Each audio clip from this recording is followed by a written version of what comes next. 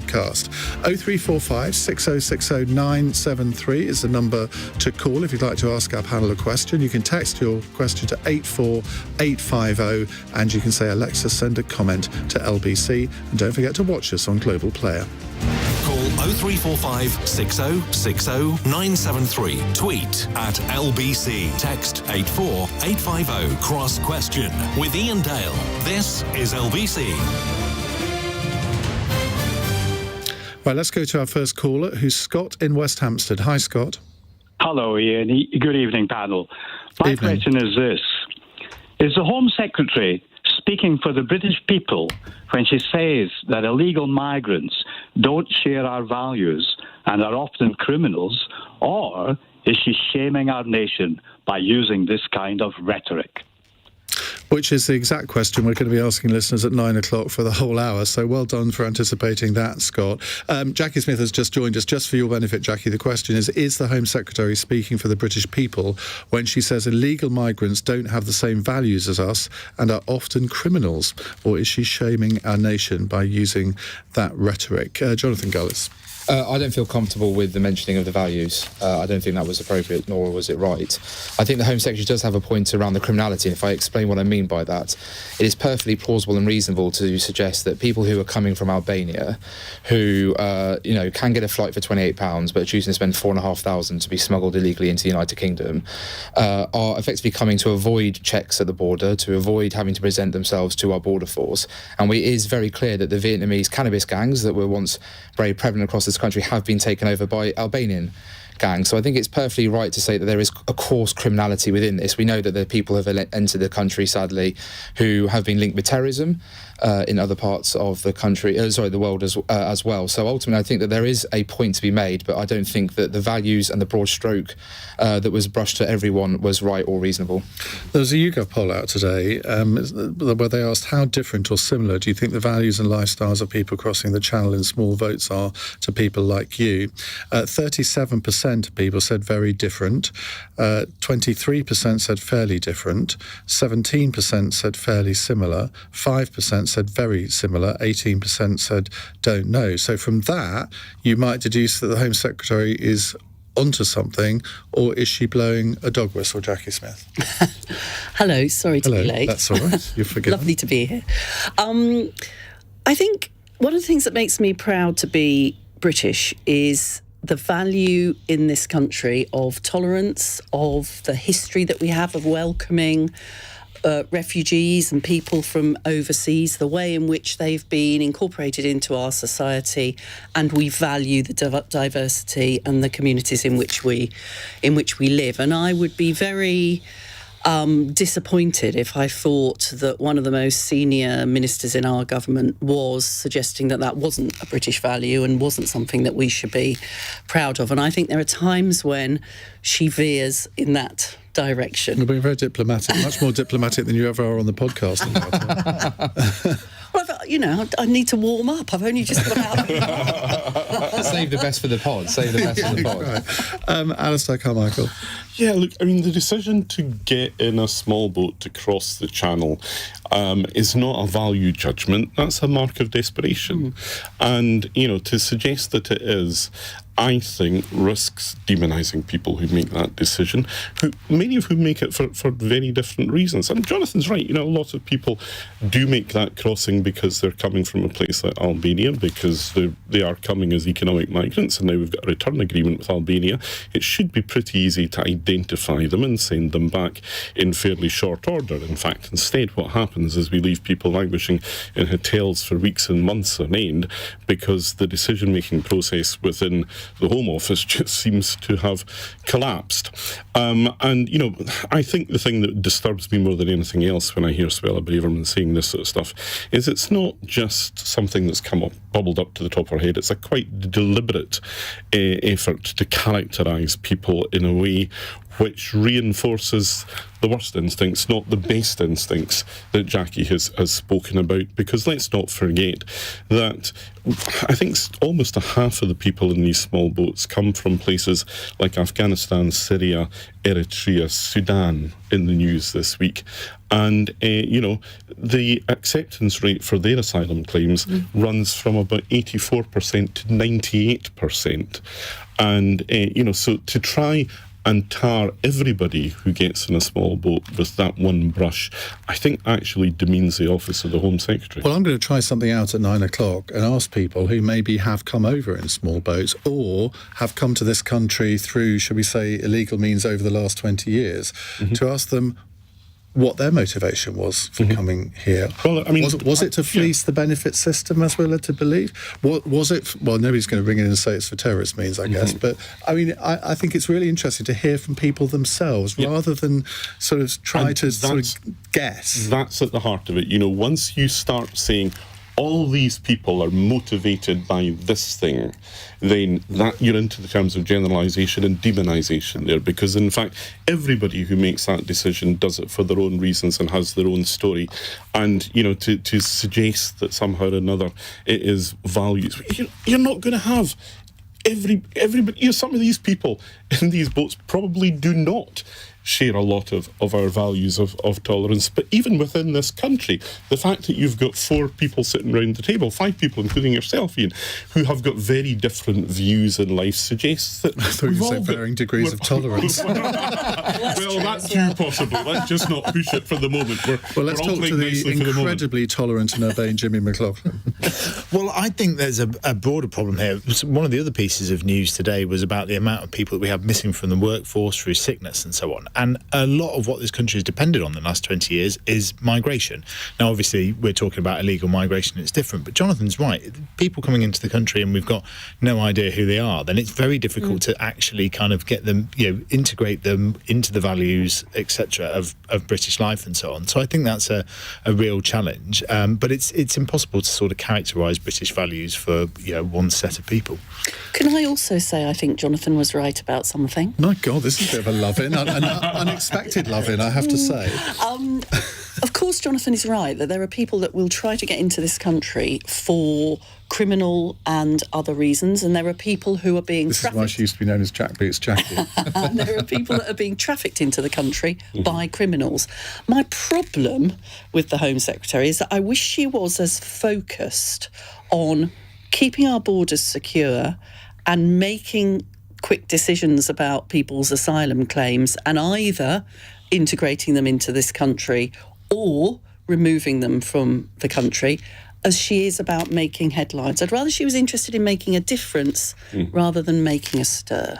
But Jonathan, when you talk to your colleagues in Parliament, I mean, you're considered as someone on the right of the party, almost sort of somebody who might be a natural supporter of Suella Braverman. But when you're uncomfortable with her language, do you find that's reflected among many of your colleagues? Because this is not a first offence, is it? Well, I've got to be honest, Iain, I've not gone round and checked today with other colleagues. All I can say, to be fair to the Home Secretary and Robert Jenrick, is that when I entered with Danny Kruger and others into negotiations over the amendments that we laid and were backed by the government for the illegal migration bill, that they were done in a positive manner, with the idea being that we want to be compassionate in the sense of we do not want people to needlessly risk their lives to cross the English Channel illegally from safe mainland France.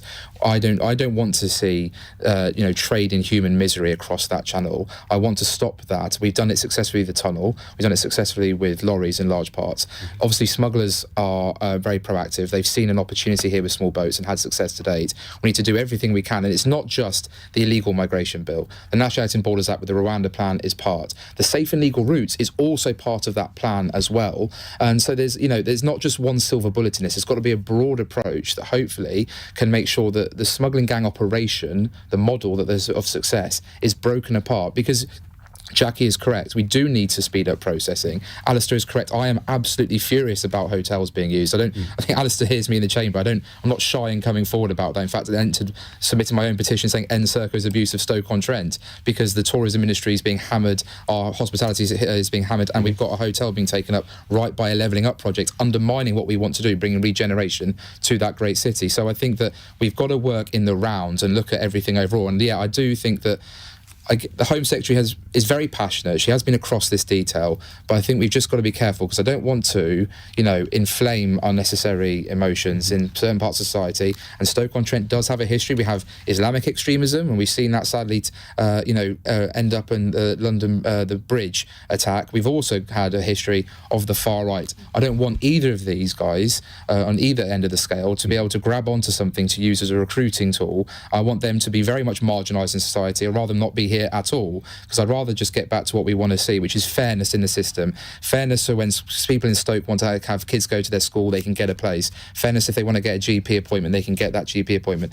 Making sure people aren't losing their jobs if they work to the hotel. Making sure the swimming pool at one of the hotels that was used is accessed back to the public, or the gym that people were using to get fit in an area where obesity is higher than national average. That's what I want to see for my local community, and that's what I want to see for the country as well. Ian, can I just pick up your point, though, about Suella and how she's seen by our colleagues? I don't actually think, notwithstanding what you've quoted there today, that Suella Braverman's really the story here. Because when Suella was made Home Secretary, and we all remember the circumstances in which that happened, the sort of quiet word and the nod and the wink to sort of people in a different wing of the Tory party from Jonathan was, look, it's all right. We know that Suella's a bit of a contrarian. We know that she'll be out there, but we've got Robert Jenrick, and he's the good cop to her bad cop. But in fact, if you see what Robert Jenrick's been saying today, he's not a break in Suella Braverman. He's an enabler for her. That's a strong word, enabler. It has all sorts of connotations, doesn't it? Well, I mean, what I'm saying is that he's no sort of break. I don't know what connotations you're putting on the word. I just think, if the person who was put into the Home Office in order to be a counterbalance to her is actually on the same side of the scales as her, then I think that's something that's worth noting.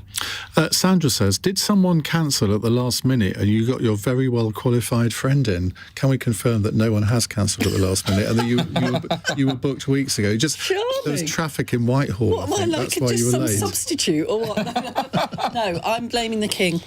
Are you? Because apparently it's because of the coronation that I was on in perfect time, and all of a sudden Whitehall was closed and we had to divert with an awful lot of buses. Which means I won't be able to get to Charing Cross on the way home. You won't be able to. And if I didn't have a bad back, I would have run to get here on time. Right. Now, there are lots of subjects you might wish to call in about this evening. Small businesses and union leaders have slammed the Bank of England top economists for saying we just need to accept we're now poorer and not ask for pay rises or higher prices. This man is a serial offender. He did the same thing last week.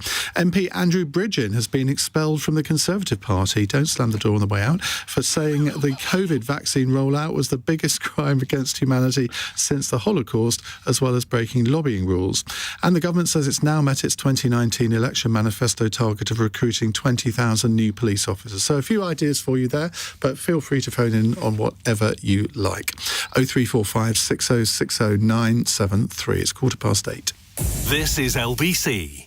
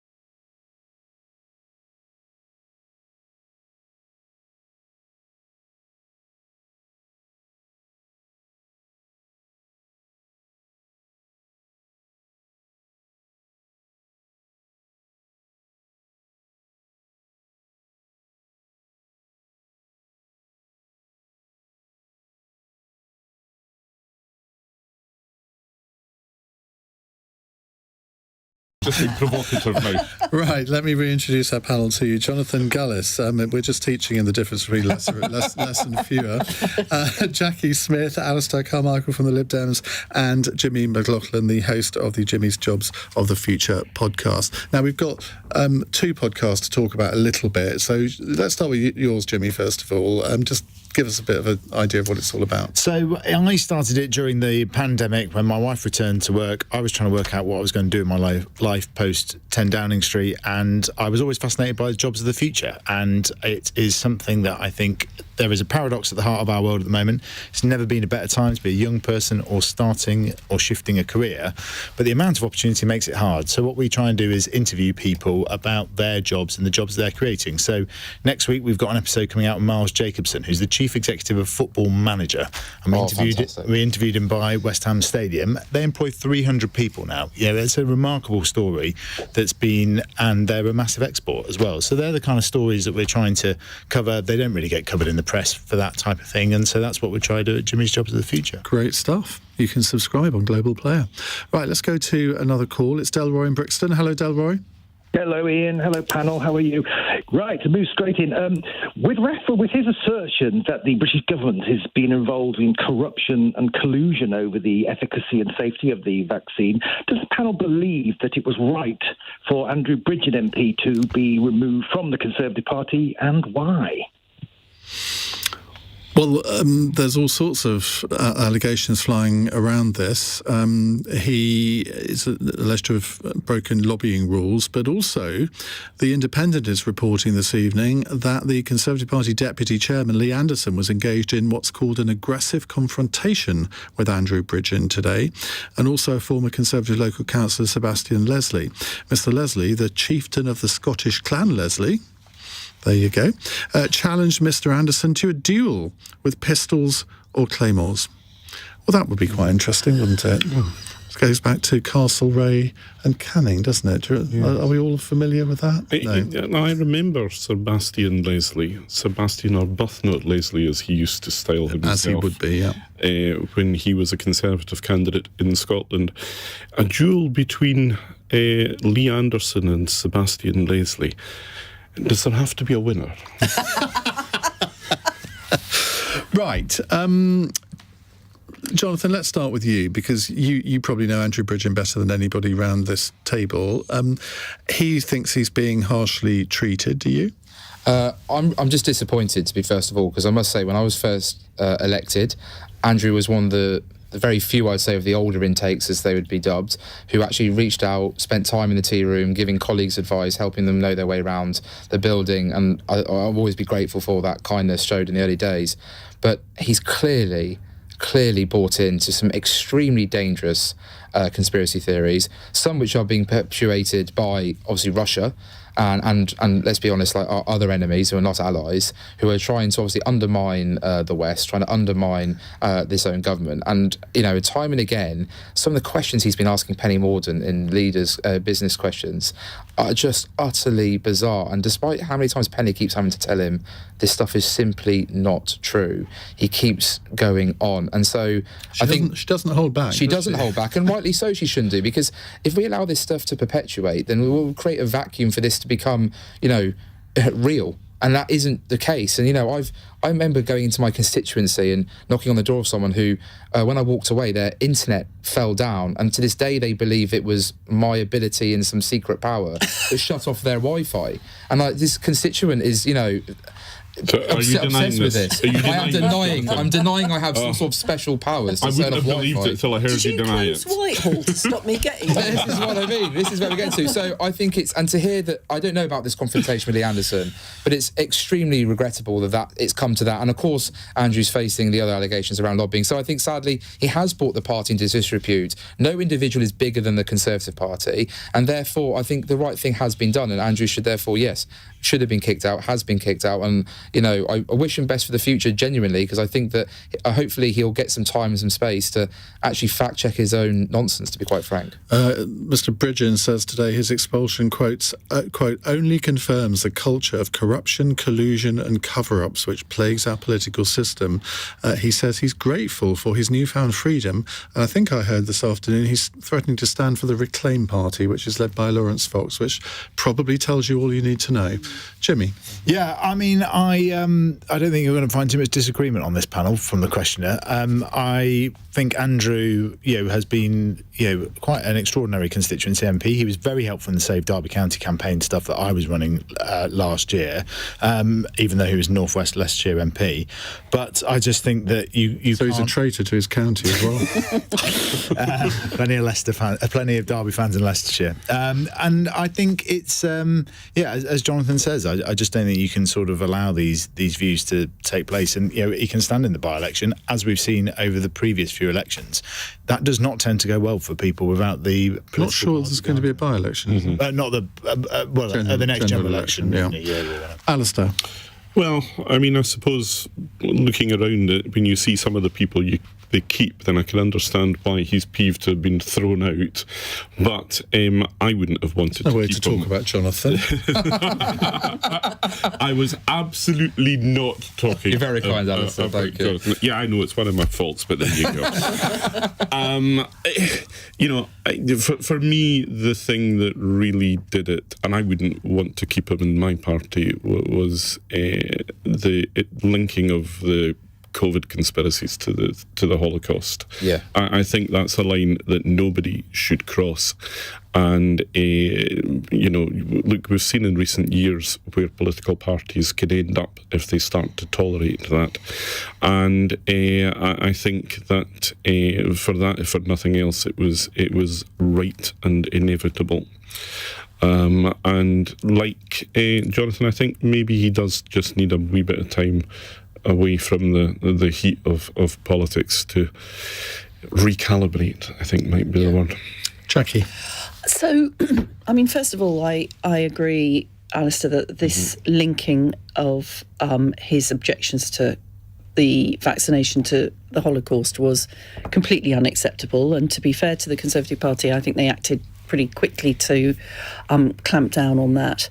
But it's also the case that there are real-life consequences of claiming that a vaccination programme, which in many ways saved lives and has enabled us actually to get through the pandemic and to be able to live our lives again, if you claim that that is about corruption and conspiracy, you don't only impact on the COVID vaccination programme, you impact more widely on vaccination programmes. And just earlier this week, there was some research about how not only in this country, but globally, there is now actually quite a lot of concern about the numbers of young people, for example, who are not taking up their vaccinations.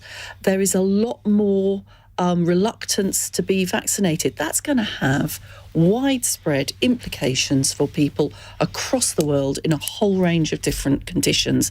And so, actually it's not about whether or not you're offended, which you should be by what he said. It's the real life consequences for people of that type of conspiracy theory.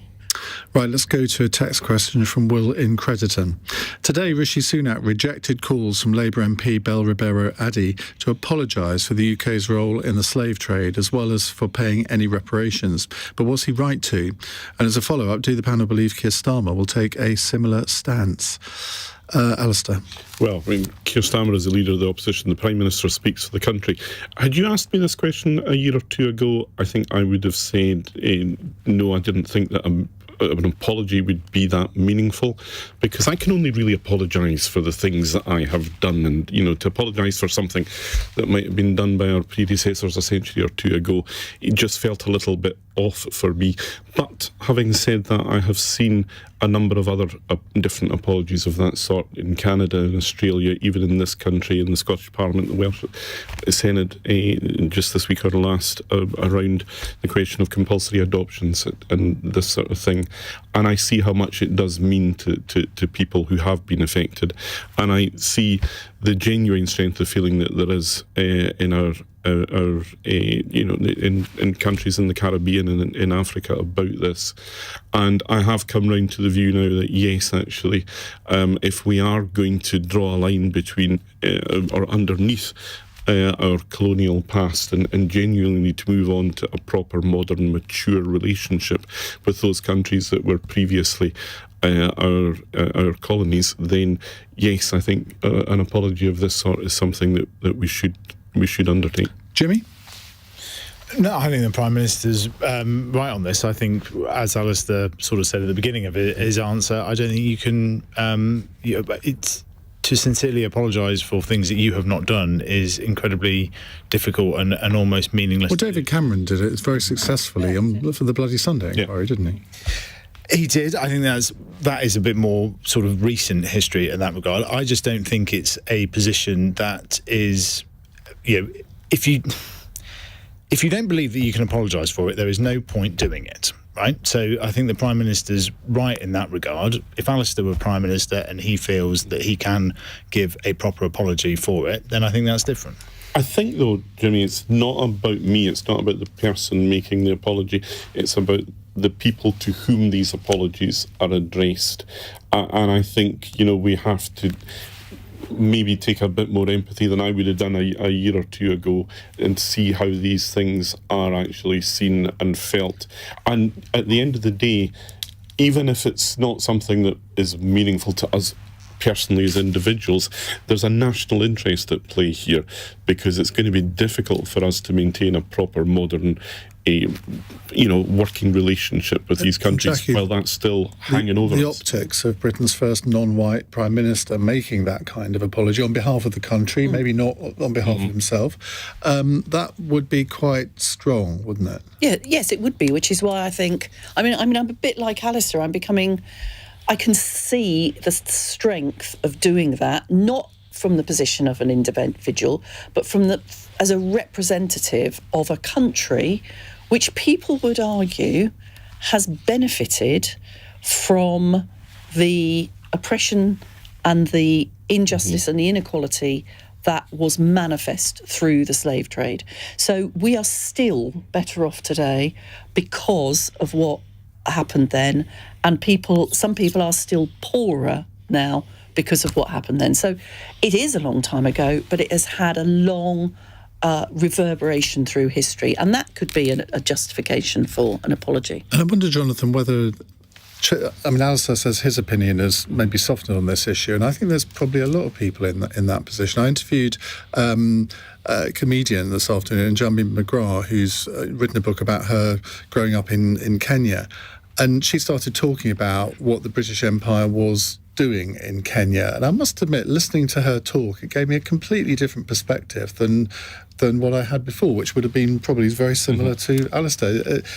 Are you sort of finding yourself on a little journey here, or do you just take one side or the other? I personally agree with the Prime Minister with what he said. I don't believe that the sins of the father should be passed on to the son. And I think the fact that we now live in what I believe is a very successful multicultural country, the fact that we do have the first ethnic minority Prime Minister, we have had the first Muslim Home Secretary in the past with Sajid Javid, obviously Sadiq Khan, our Mayor of London, is someone of a different faith as well. I think that we've got much to celebrate, the diversity in this country, and I think that actually if we talk about the positives that have come out, but still learn the lessons from the past, and I think education, and I would say that obviously I'm biased, I was a former teacher, as you say, Ian, but for me education is critical in this, and as long as we're willing to learn from the history, learn from our mistakes, and make sure that we keep ourselves in check to never allow us to return to those type of dark days, then I think that we can look forward positively about how we can better integrate society. I look at someone like Stoke-On-Trent, as I said, with quite a challenging history, and I've got a fantastic Kashmiri Pakistani community, and the integration I'm seeing slowly but surely within that community, the understanding about what Islam actually means and actually believes in versus what obviously was perpetuated not long after 9/11 attacks and was pushed out by the far right, I think is actually education is going to be key here, and I don't think an apology will necessarily solve anything. I think in fact it could inflame tensions, and actually what would be better is to look at how we are successfully in a modern society integrating well. You're truly the David Amos of our days, because he would always mention his constituency in every single interview you did. You've done it twice in 32 minutes. Well, if I'd got the majority that Jonathan's got, I'd be mentioning it a lot as well. Let's see how many times we can get it in the next half an hour. It's 8:32. News headlines on LBC with Josh Bancroft. The government's illegal migration bill has passed the Commons. It seeks to stop small boats crossing the English Channel and would stop anyone who arrives via unauthorised routes banned from ever seeking asylum. 7 men and 3 women have been arrested on suspicion of murder after a man was found seriously injured in a street in West London. Police were called to Brentford just after 5 o'clock this morning. And the first British nationals who were trapped by fighting in Sudan are back in the UK, but more remain stuck there. 4 RAF flights are due to take off by tomorrow morning. LBC weather, dry with clear spells for the far north of Scotland and parts of central and eastern England tonight. A few spells of rain in West Scotland and Northern Ireland, a low of -1. This is LBC.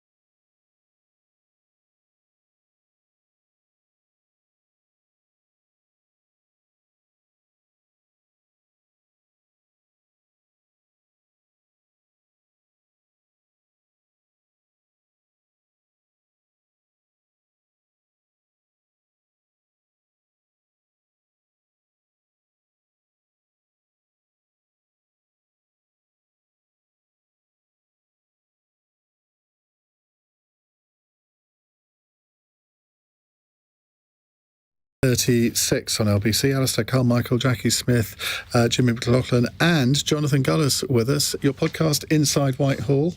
You're very kind, Ian, to allow me to plug it. So it's a podcast with my friend James Starkey, who's a former government advisor to Priti Patel and Michael Gove, and it is pretty much what it says on the tin. The idea is to lift the lid of what's going on inside Whitehall in terms of how it works, how it operates. We've got Michael Gove talking about life in the cabinet and shares some interesting stories about the coalition government days and does a great Ken Clarke impression at one stage. We've also got David Linden talking about the SNP and how they operate in Westminster. When have you got Dominic Raab on? I was going to And we've also we just think exactly the same now. And one of the ones that was interesting today is that Mark Fletcher and Alex Davis-Jones talk about what is a parliamentary private secretary, which to many people they won't understand, but actually they're how crucial they are to helping the backbenchers stay in touch with the front benches. You were never a PPS, were you, Jacqui? No, I wasn't. I went onto a select committee and then I became a minister. She never carried anyone's 2 bag. years. No, I did not. Right, let's go to a caller, Sean in Concert. Hello, Sean. Long time no hear. What would you like to ask? How are you doing? All right. How are you doing? Fine, thank you. I'll tell you what it is, right? You know I'm Republican through and through. Is it right that Michelle O'Neill should go to the gay coronation? Because I don't agree with it. Well, Michelle O'Neill is the leader of Sinn Féin in Northern Ireland, and she has accepted an invitation from the King to go to the coronation. Now, she told David Blevins earlier today on Sky News that she accepted the invitation to the ceremony in London, and we're going to be speaking to David Blevins a little bit later in the programme. I must admit, I was rather surprised to see this. Jacqui, were you? I was surprised, but I was actually encouraged. Doesn't it say something about how far we have come in Northern Ireland, that people are recognising, whilst holding firm to their nationalist basis, they are nevertheless recognising the responsibility of her role in terms of the Northern Ireland Assembly. Presumably it's on that basis that she's coming to the coronation, and I think it's, I think the more the merrier that go to the coronation, but in that case it's encouraging politically in terms of progress. Jimmy? Yeah, I mean, exactly the same. Surprised to see it, but it's the point that we were sort of making earlier, really, about how she wants to be a representative for the whole of Northern Ireland. And I think it's great to see. Jonathan? No, look, I was pleasantly surprised as well, and I think it's a really positive step forward. And I must say, whilst I, of course, won't agree with Michelle's politics, one thing that she certainly tapped into is that, if you're under 30 in Northern Ireland, the Troubles are something that you read about in the history books, not something that you necessarily live out day in, day out. And she understands that what the people of Northern Ireland are talking about is how to grow their economy, how to get the NHS fixed, how to make education better. And she ran a very successful electoral campaign on that basis. And I think that the Unionists are, and someone who I'm very supportive of, have got to start to understand that they've got to go beyond the past and talk about how they're going to build a new future. And I think all credit to Michelle for showing that she wants to govern and represent all the people of Northern Ireland and not just those who, she naturally aligns with. And I think she deserves full credit for that. It is, I think, a gesture. Do you not think the DUP should now think about doing something similar? Maybe, just to take a random thing, get back into government. Look, I would like to see power sharing restore, of course I would, and I think it's vitally important that does happen, because as I say, whilst we can talk about whether or not the Windsor Framework, and I was one of the 22 rebelled on that particular vote, whether or not that is the right way forward to try and bring back power sharing, ultimately, as I say, day in, day out, in my time as a PPS to the Secretary of State for Northern Ireland, with Brandon Lewis at the time, when we were over there and talking and engaging, it was about healthcare not being in the place it should be, education standards not improving anywhere near as quickly, and how to actually grow the economy in Northern Ireland positively within, obviously, a slightly different circumstances under that time, the Northern Ireland Protocol as it was after originally agreed. And so I think those are the issues that, when I spoke to people on the ground, were coming up day in, day out. I think the politicians need to reflect what the people want. Alistair? Yeah, look, this shouldn't be exceptional.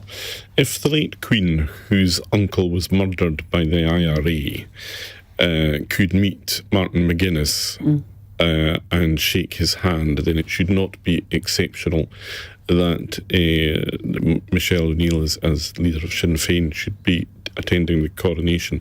I think for her, though, it does raise or invite an interesting question, that if she's prepared to go and see the King crowned in Westminster Abbey, then how much longer is it actually sustainable for Sinn Féin MPs to refuse to take their seats in the House of Commons on the basis that it requires them? That really would be a massive thing for them to do, wouldn't it? Well, it would be a massive thing, but look, we've just been through 30 years of massive things that we thought might never happen, and one of the problems that we have, and one of the reasons why the DUP are out of government at the moment, and we don't have a functioning executive in Northern Ireland, is that we haven't yet got to that place of normal politics. The Northern Ireland Assembly is set up in a way that does effectively hand a veto to the DUP, and that's not normal in any democratic setup.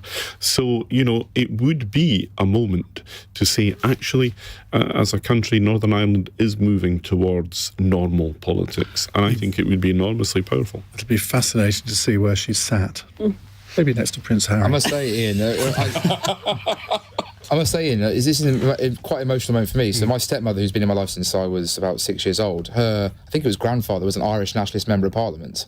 So it's quite a big moment for my own family to be engaging with my stepmother earlier today to talk about this very thing. And I think Alice's... What did she make of it? I think she thought it was very positive. She was involved in a small way using the Irish Harp Orchestra that she had set up to try and bring about peace when she was based in Belfast, and she saw trying to bring culture from the north and the south together in order to, that shared identity that's so important. And I think Alice is correct. If that would be a huge challenge, and I think a welcome challenge, to have Sinn Féin take their seats in Parliament, make their voice clear and heard, and I think that would therefore, bring about positive change as well for the people of Northern Ireland. That's why we have you on the programme, Alistair, to make us think about something that we haven't thought of before, like you always do. Sean, in concert, usually speaks for, at least part of the nation. Sean, I'm interested to see why you don't think that she should go. I'm over the moon that Biden's not going. At least he put his foot down. Well, American presidents have never been to coronations. I'm not sure what the comparison is there. Why don't you think she should go? I don't think she should go, mate. I honestly don't. I think she's done the biggest mistake. Is it because... Does Sean not think anybody should go? Sean's a Republican. Yeah. And not just in the Irish context of the term. I mean, Sean, how far are you from Hexham? What's that? It's just I might drop in for a cup of tea I might drop in for a cup of tea on Friday because I'm coming to speak at the Hexham Literary Festival. Can you believe it's sold out? I'm popular. I know, who'd have thought? Thank you very much, Sean. Let's go to a break and we'll come to more of your questions in a moment. It's coming up to 8:45. LBC.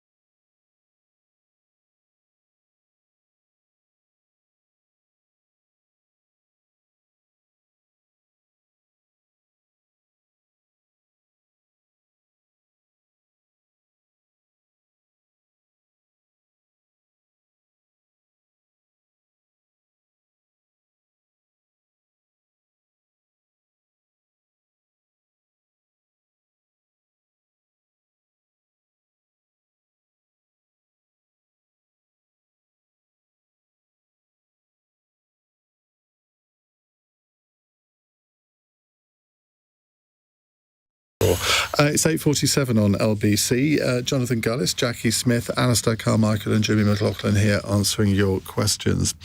Right, this is from Hetty in Barnstaple. Is the news about the Tories meeting their targets on police officers just one step forward after two steps back? Former Home Secretary Jacqui Smith. I should say the government says it's now recruited 20,000 new police officers since the 2019 election, as per the Conservative Party manifesto, and there's also a record high number of police officers in England and Wales now. For the chief... no, don't write things like that on there. Jacqui Smith. I mean, what a liberty. What a liberty. You remove 20,000 police officers, and I don't think there's any argument about that.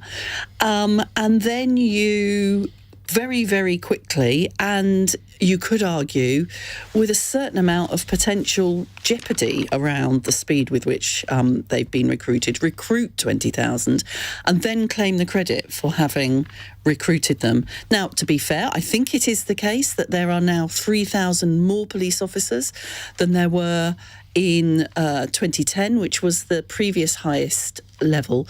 Although if they'd grown at the same speed as the population, there would be, I think, need to be 9,000 more, even to maintain. They would argue, of course, that crime fell quite a lot in the first 5 years of the coalition government, obviously down to the Liberal Democrats, not the Conservatives. And therefore, if crime is falling, you don't need as many police officers. Yeah, but what has happened, however, is that you are much less likely now to get a police officer coming to your home if you've had a burglary or if you've been attacked.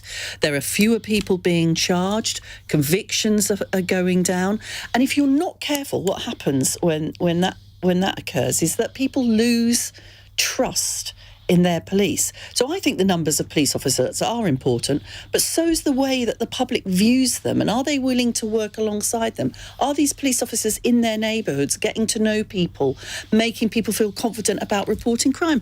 That's what you've lost over the last 13 years, as you've not only undermined the numbers of police officers, but you've undermined neighbourhood policing, the extent to which communities are happy to work alongside the police. That is a legacy which, even if you're up to the numbers, will have a very detrimental effect on the ability of the police to... You were calling for them to restore the numbers, and now you're carping... I was calling for them not to cut them in the first place. But now you're carping that they have recruited them, but they've done it too quickly. No, I'm not carping. I'm saying it's a bit of a flipping cheek to try and claim some credit for filling the hole that you dug in the first place. Alistair, Carmichael. And let's not forget that the numbers of police community support officers have gone down by 33%, and that is important because PCSOs are a very obvious... 20,000 that would cut? Yes, they haven't been replaced. The PCSOs have not been replaced, and there's about 4,000 that have gone out of the overall cohort there. And, Jacqui's right, people's perception of how they feel about the police has taken a real hit, because it's, people phone 99, they don't get anybody come to answer their call. The number of investigations that are actually carried out for things like car theft, I think it's about a third of them are actually the subject of investigation. 2/3 don't get investigated at all. And then I think the thing that really sort of constantly gets me is when I hear ministers in the House of Commons saying, well, the crime has gone down if you exclude fraud and computer crime. What's that all about, Jonathan? Because crime's gone online. That's what it's about. Well, look, I'm gonna be cheeky to celebrate the fact that we've delivered on this important manifesto pledge that, look, I was elected on in 2019, and people in Stoke-On-Trent and Staffordshire will be pleased to see that we've had an increase over 130 police officers through this government scheme, and that's being topped up by the fantastic, Conservative Police and Crime Commissioner in Staffordshire as well, Ben Adams. How many did you have in 2010? So, and actually when I speak to the police officers I'm regularly engaging with, they're happy to see those numbers, but I think Jacqui raises a very fair point about the training, the speed, and there is certainly a concern, but actually there is that mix as well that we really need to understand. A lot of crime, I think it's around 60% now, is perpetuated online or through fraud. That is something that is going to take, real skill, real knowledge to actually understand how to tackle.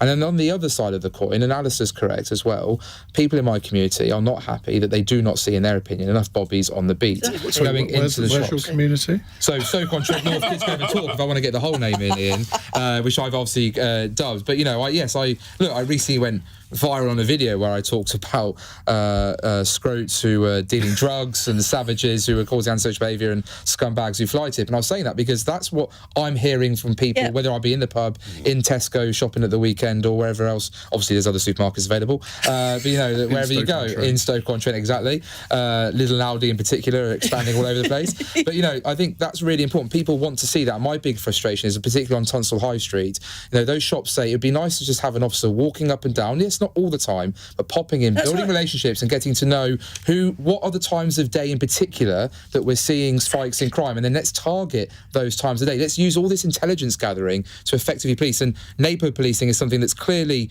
not gone very well in places like Stoke, and we've got a new chief constable now who is making it a priority. But of course, people need to see and feel that difference, because this pledge of 20,000 officers is very important to deliver. But if people don't see and feel it, the Conservatives won't get credit for it the next election. That's exactly the reason, Jonathan, why in 2008 the Home Secretary delivered a neighbourhood policing team in every community, including Stoke-On-Trent. That would have been me. I was the Home Secretary. But Jonathan's just given you an excellent pivot away from the question that you asked, and I don't blame him, because it's a question for which there really is no answer, and it's about the signals that you send when you say that crime has gone down if you exclude fraud and computer crime, because for so many people in our communities that is a very real thing. In my constituency in Orkney and Shetland, I recently had a constituent I heard about who was a bright guy, retired senior lecturer in physics, and he was the victim of one of these phone scams. And he was seconds, and I mean seconds, from handing over his card details, and he would have been down 10 grand if he had done that. And it was the luck of timing that his daughter happened to come in and say, "Oh, hold on a second here, what's going on?" And so the signal to say crime's going down, apart from fraud, sends to people like that is, so is my family's experience not important here? Jimmy?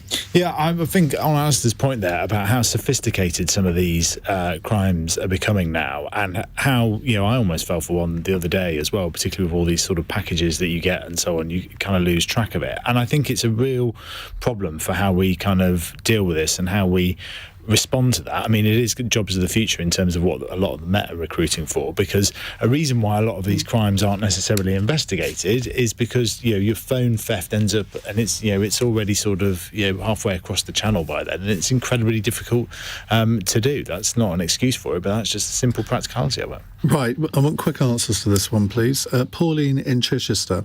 A major French alcohol maker has begun exporting some of its drinks to Russia again. Has our solidarity towards Ukraine drifted away now? And just a bit of background to this. Pernod Ricard has resumed exports of Beef Eater gin and Jameson Irish whiskey to Russia, saying it needs to make sure its Russian subsidiaries are still economically viable. But the company insists it utterly condemns the unjustifiable war and is firmly with the people of Ukraine. There's one word for people like that, and it's hypocrites.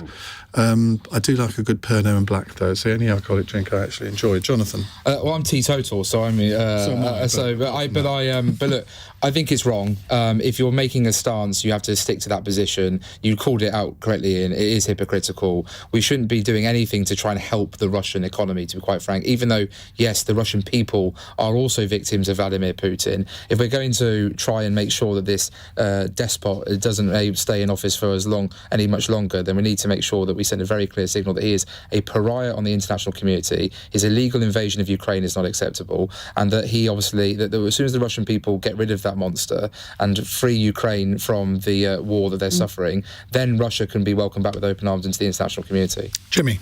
Yeah, absolutely. I think actually it can sometimes be the situation in Ukraine, you can almost forget about it when everything else is going on. And actually, it's right that stuff like this is called out. Watching Stacey Dooley's documentary on what we are doing for the Ukrainian armed forces was pretty amazing on BBC and iPlayer. And I encourage people to check that out because it's a real reminder of the human tragedy that's happening. Alistair? Yeah, remember why these people came out of Russia in the first place, these corporates, and it was because of the power we all have as consumers. And I think for Pernod Ricard, who owns not just the brand you mentioned, but some important Scotch whisky interests as well, because unlike Jonathan, I'm not a teetotaler. I think the answer to that sort of double standard lies within our own hands as consumers. Jacqui. The Ukrainian people who have fought heroically against the invasion of their country, where tens of thousands of them have died, and where they know that they're in this for the long run, do not have the luxury of suddenly changing their view and doing what this, not just hypocritical, but really despicable and pitiful company has done. And, I love a gin, but I won't be drinking any of theirs. Let's have a boycott, shall we? Here we go, starting here now. Starting here. I better not, in case they start advertising. But right, final fun text question. By the way, if you want to submit a fun question for the end of each cross question, please do so. You can text it to us, you can email it to us, ian@lbc.co.uk, IAIN, otherwise it goes somewhere else. Let's go to Andrea in Wakefield, who says the King and Queen went to Liverpool today to open the arena where Eurovision is being held in a couple of weeks. What are you dressing up as on the big day of the song contest? Now, I've sort of got you into Eurovision, didn't I, Jacqui? You did. Is it on the 6th of May? Is it on the same day as the coronation? No, it's not. It's the Saturday after. Oh, right. Okay. Well, I shall be... you're right. You absolutely have got me into it. I like your commentary. I like to sit there with a drink or two and sing along. I thought I was going to be in my caravan in Wales, in which case I would have been dressed as a daffodil. Wales aren't entering the Eurovision Song Contest. I would be in Wales, Oh, so I that's see. why I would be dressed like that. With a bit of diggy-loo, diggy-lay or boom-bang-a-bang, Alistair? No, look, I enjoy the Eurovision Song Contest, but the idea of dressing up to watch it, no, I'm sorry. That is a point beyond which I just cannot go. Okay. Jonathan. I am a Grinch. Sorry, Ian. I'm not someone who tunes in. I'm having 2 children under 3 years old. I'm normally passed out asleep by the time it's going on. And seeing that when I wear these 3/4 zip-ups, I think, and getting called out for wearing them on the interviews, I think my fashion sense is so tragic already that the best thing I should do is stay away from trying to dress up any further. None of us could disagree with that. Jimmy.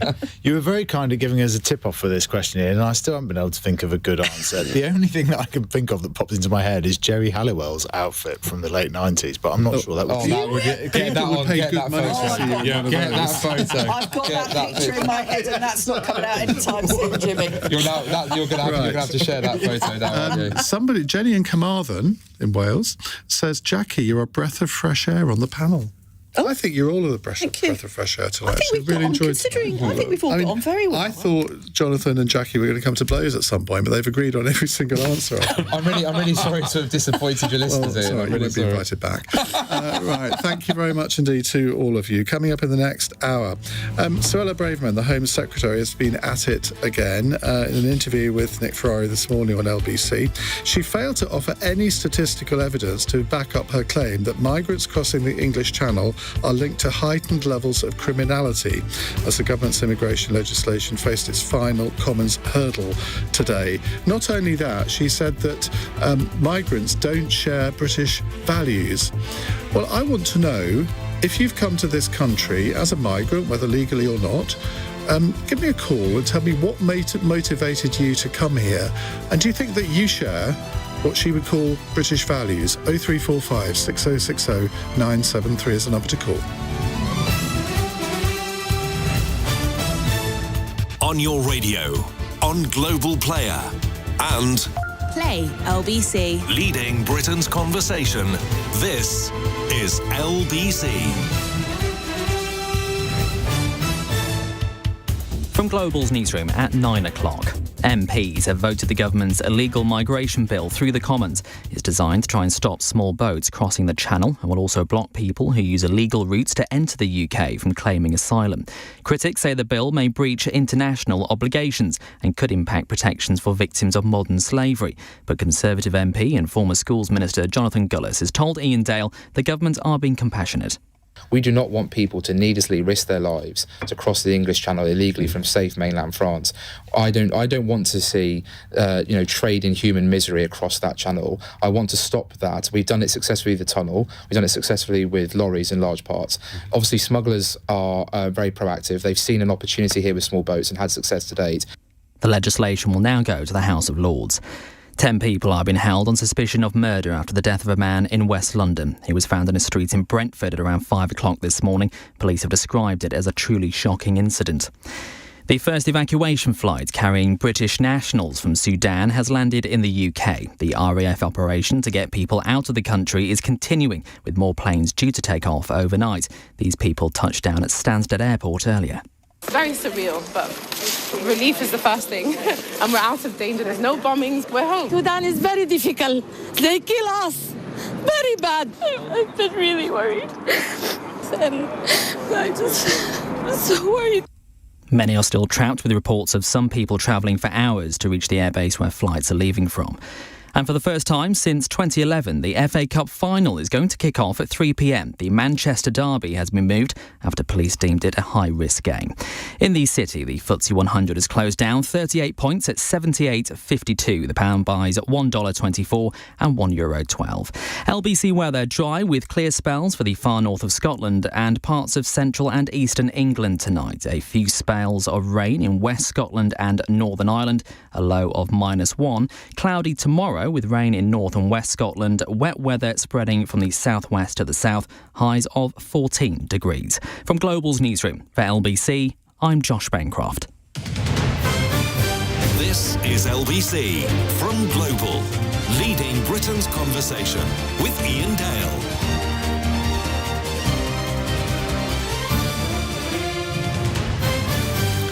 Hello, a very good evening. 4 minutes past 9 on LBC. I want to talk about an interview that the Home Secretary, Suella Braverman, gave to Nick Ferrari at breakfast this morning on LBC.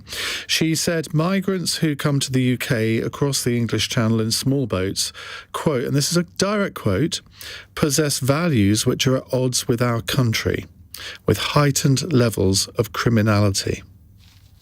Quite something for a Home Secretary to say. And she was unable to back it up with any statistical evidence whatsoever. You may not be surprised to hear. Now, I think that's a pretty disgraceful thing to say because in my experience, whenever I've talked to people who have come to this country illegally, if we want to use that word, they all say that they came here for the best of motivations. They were escaping torture, possible death from their own countries. They came here to make a better life for themselves and their families. They came here because they speak the language. They regard Britain as a country that is welcoming, that is more tolerant than others, that has built a successful multiracial society.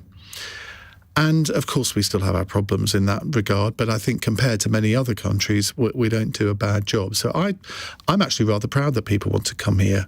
Now, I don't think people should come here illegally. I genuinely don't. I don't believe in open borders. I think that any government has a perfect right to have an immigration policy that says, well, this is the amount of people that we think that we can take each year, whether they're economic migrants or whether they are asylum seekers.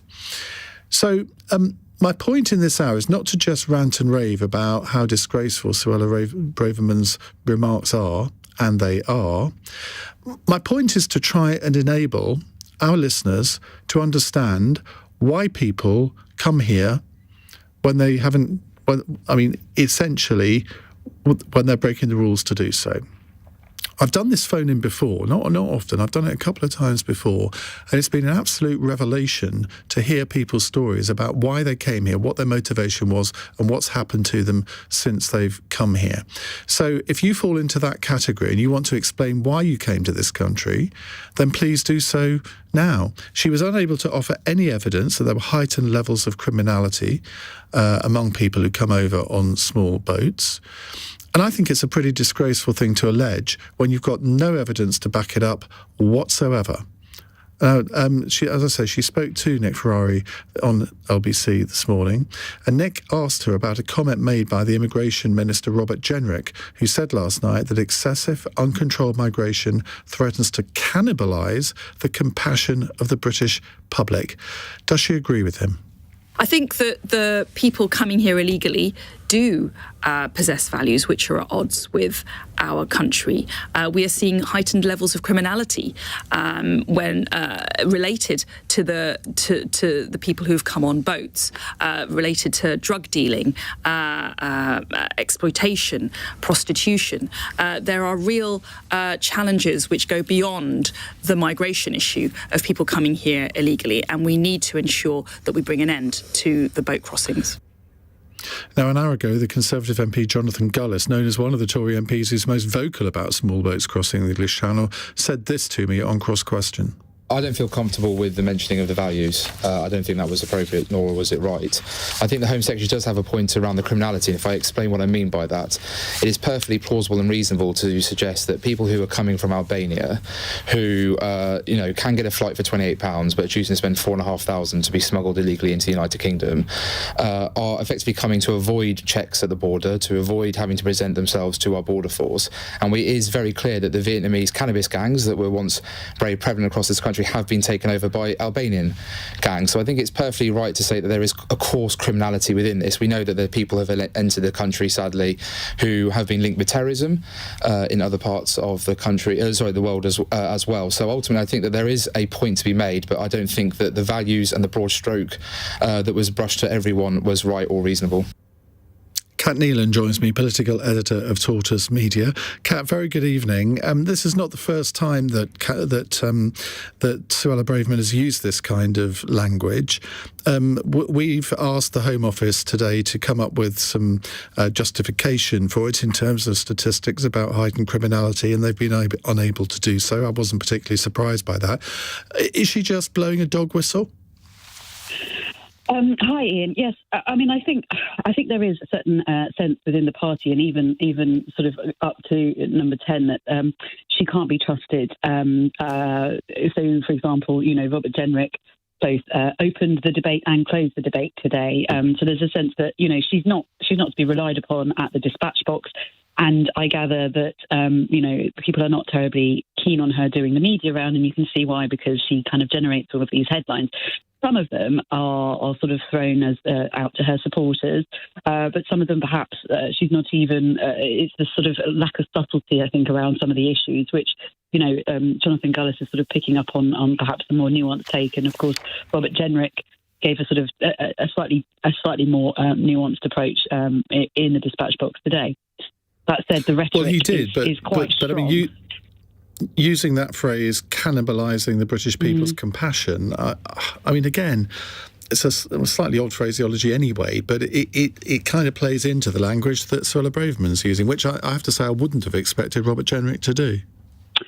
Yes, and I've been speaking to MPs about this, and they're not clear whether it is a dog whistle or whether it is based on things that Robert Jenrick has seen that they have not.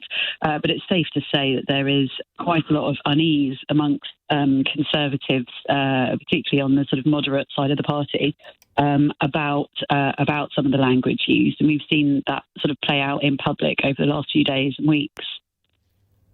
Kat, thank you very much. That's Kat Neelan, political editor of Tortoise Media. Well, David Simmons is Conservative MP for Ruislip, Northwood and Pinner.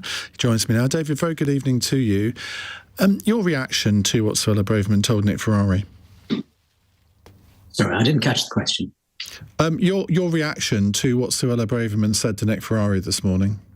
So I heard the interview. I was quite surprised by the words that were used. I think it's very clear there's a strong case for a more robust and effective immigration and asylum policy than we have at present, and it doesn't require us to be using terminology that paints perhaps a false picture. We know that the people who are coming over in small boats, there will be a few criminals amongst those, but the vast majority are much more likely to be victims of crime than they are to be criminals coming to the UK with a view to doing bad things in our country.